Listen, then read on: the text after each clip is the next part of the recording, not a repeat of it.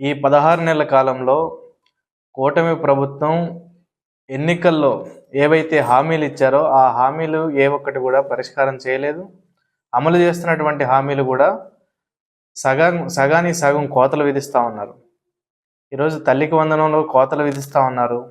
Fee reimbursement ముఖ్యంగా 6,400 కోట్ల రూపాయల ఫీజు రీయింబర్స్మెంట్ ఉంది.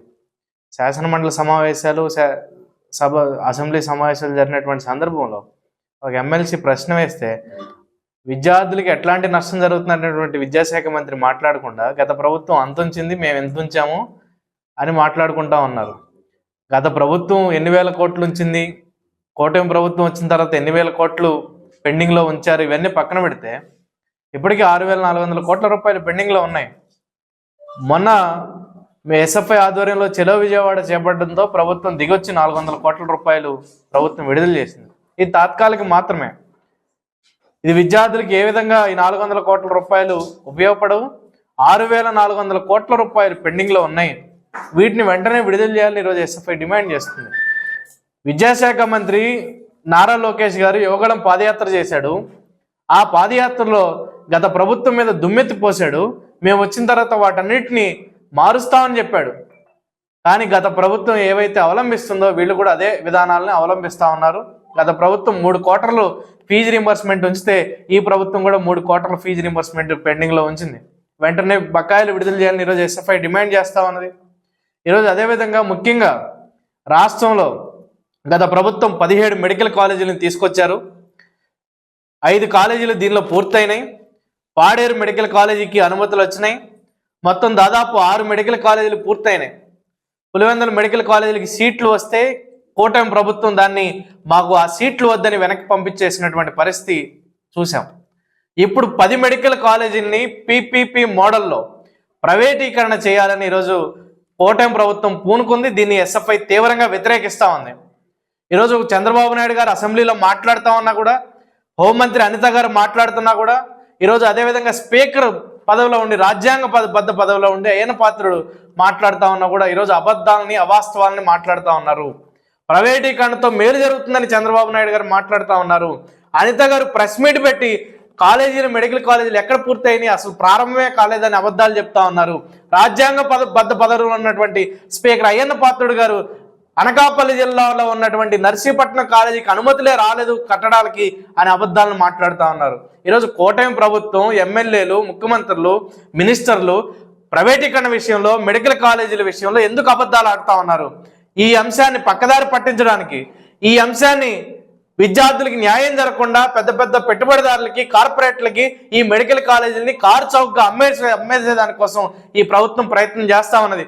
ప్రైవేటు మెడికల్ కాలేజీలు ప్రైవేటీకరణ జరగడం అంటే హాస్పిటల్ ప్రైవేటీకరణ జరుగుతుంది, హాస్టల్ ప్రైవేటీకరణ అవుతుంది, చివరికి మెస్తో సహా విద్యార్థులకు అందించేటువంటి ప్రతి సదుపాయం ప్రైవేటు వ్యక్తుల చేతుల్లోకి వెళ్ళిపోతుంది. ఈరోజు దీనివల్ల కొన్ని వందల మంది విద్యార్థులు నష్టపోతారు. ఈరోజు ఇప్పటికే మనం చూస్తున్న ఎంబీబీఎస్ విద్య అంటే కోటీశ్వర్ల విద్యగానే, పెద్ద పెద్ద డబ్బున్న వాళ్ళ విద్యగానే ఈరోజు మనం చూస్తూ ఉన్నాం. ప్రభుత్వ మెడికల్ కాలేజీలు వస్తే కన్నర్ కోటా సీట్లు వస్తాయి, పేద మధ్యతరగతి విద్యార్థులు చదువుకోవడానికి అవకాశం ఉంటుంది. కానీ ఈ ప్రైవేటీకరణ చేయడం వల్ల మొత్తం సీట్లన్నీ అమ్మకానికి పెట్టేటువంటి పరిస్థితి చూస్తూ ఉన్నాం. నిన్ననే మనం చూసాం, తిరుపతిలో మెడికల్ కాలేజీలో కన్వీనర్ కోటా సీట్లని 5 లక్షలకి 6 లక్షలకి బేరం పెట్టినటువంటి చరిత్రను కూడా మనం చూస్తూ ఉన్నాం. అపోలో యూనివర్సిటీలో గతంలో చూసాం మనం. ఇట్లా అనేక ప్రైవేట్ మెడికల్ కాలేజీలన్నీ కన్వీనర్ కోటా సీట్లను కూడా లక్షల రూపాయల్లో ఈరోజు అమ్మకాన్ని కూడా మనం చూస్తూ ఉన్నాం. ప్రైవేట్ మెడికల్ కాలేజీలు అంటేనే మొత్తం విద్యని వ్యాపారమయం చేయడం తప్ప విద్యని విద్యార్థులకి ఉచితంగా, లేదంటే విద్యార్థులకి అందుబాటులో ఉంచే పద్ధతుల్లో ప్రైవేట్ మెడికల్ కాలేజీలు, ప్రైవేట్ విద్యా వ్యవస్థ ఎక్కడా ఉండదు. అందుకని ఈ మెడికల్ కాలేజీలు ఏవైతే ఉన్నాయో ఈ మెడికల్ కాలేజీలను యథావిధిగా కొనసాగించాలని ఎస్ఎఫ్ఐ డిమాండ్ చేస్తూ ఉన్నది. పీపీపీ మోడల్ ఏవైతే కూటమి ప్రభుత్వం చేపట్టిందో ఆ కూటమి ప్రభుత్వం వ్యతిరేకంగా పెద్ద ఎత్తున పోరాటం చేయబోతా ఉన్నాం. భవిష్యత్తు 2-3 రోజుల్లోనే విద్యార్థి సంఘాలు అందరం కూడా విజయవాడలో సమావేశమై జేఏసీగా ఏర్పడిపోతా ఉన్నాం.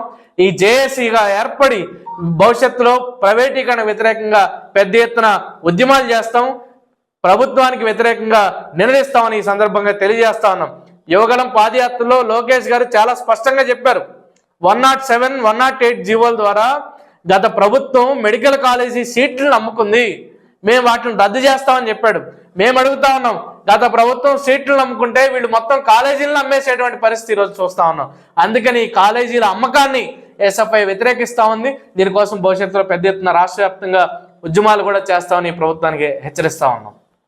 ప్రభుత్వం అధికారంలోకి వచ్చిన తర్వాత విద్యా వ్యవస్థను పూర్తి స్థాయిలో నిర్వీర్యం చేస్తూ నాశనం చేస్తూ వెనకబడినటువంటి ఎస్సీ ఎస్టీ బీసీ సంబంధించినటువంటి వర్గాల విద్యార్థులను చదువుకు దూరం చేసేటువంటి ఒక ప్రయత్నం పెద్ద ఎత్తున రాష్ట్ర వ్యాప్తంగా కొనసాగుతుంది. అందులో భాగంగానే అనంతపురంలో ఉన్నటువంటి విద్యార్థి లోకాన్ని కూడా యువతను చైతన్యపరచడం కోసమే ఈ సమావేశం నిర్వహిస్తున్నాం. ఏదైతే ఈ దసరా పండగ తర్వాత విద్యార్థి ఉద్యమాన్ని బలపరచబోతున్నాం, విద్యార్థుల్లోకి వెళ్ళబోతున్నాం.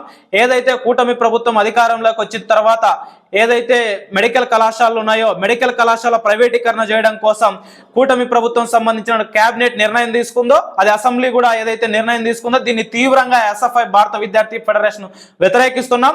ఒకవైపు ఏమో ప్రధానంగా ఉమ్మడి అనంతపురం జిల్లాలో ఉన్నటువంటి ఏదైతే బీజేపీకి సంబంధించినటువంటి వైద్యశాఖ మంత్రి సత్యకుమార్ గారు ఉన్నారో ఆయనేమో ప్రైవేట్ కాలేజీలకు సంబంధించిన ప్రైవేటీకరణ చేయడం కోసం ఆయనే ముందుండి మొత్తం వ్యవహారం అంతా కూడా నడుపుతాడు. అదే బీజేపీ పార్టీకి అనుబంధంగా ఉన్నటువంటి ఏబీవీపీ విద్యార్థి సంఘం మేము ప్రైవేట్ కాలేజీల ప్రైవేటీకరణకు వ్యతిరేకంగా పోరాటం చేస్తున్నామని చెప్పి బయట ప్రచారం చేస్తున్నారు.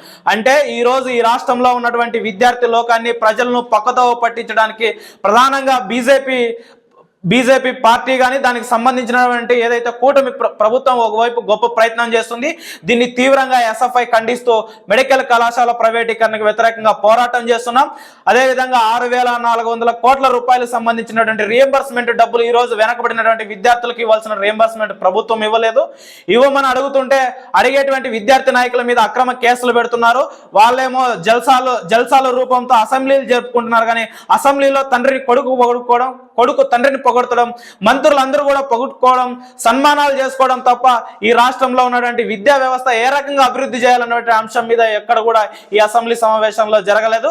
దాంతోపాటు ప్రధానంగా ఏదైతే అనంతపురం జిల్లాలో ఉన్నారో ఆ జిల్లాకు సంబంధించిన సంక్షేమ హాస్టల్స్ అన్ని కూడా తీవ్రంగా శిథిల వ్యవస్థకు చేరుకున్నాయి. మొన్న వారం రోజులు పడినటువంటి వర్షంలో పూర్తి సంబంధించినటువంటి సంక్షేమ హాస్టల్స్ అన్ని కూడా శిథిల వ్యవస్థలో ఉన్నాయి. తాగడానికి మంచినీరు లేవు, విద్యార్థులకు నాణ్యమైన భోజనం లేదు. అవసరమైతే మొన్న ఉన్నటువంటి వర్షానికి చాలా మంది డెంగీ మలేరియా సంబంధించిన వ్యాధులతో తీవ్రమైన ఇబ్బందులు పడుతున్నటువంటి విద్యార్థుల పరిస్థితి మనందరం కూడా చూస్తున్నాం. ఇప్పటిదాకా సంక్షేమ హాస్టల్స్ లో సంబంధించి వైద్య పరీక్షలు ఈ రోజు అధికారులు నిర్వహించలేదు. కాబట్టి ఏదైతే సంక్షేమ హాస్టల్ సమస్యలు ఉన్నాయో ఆ సమస్యల కోసం పోరాటం కోసం ఎస్ఎఫ్ఐ ముందుంటుందని ఈ సందర్భంగా తెలియజేస్తూ ముగిస్తున్నాం మిత్రులు.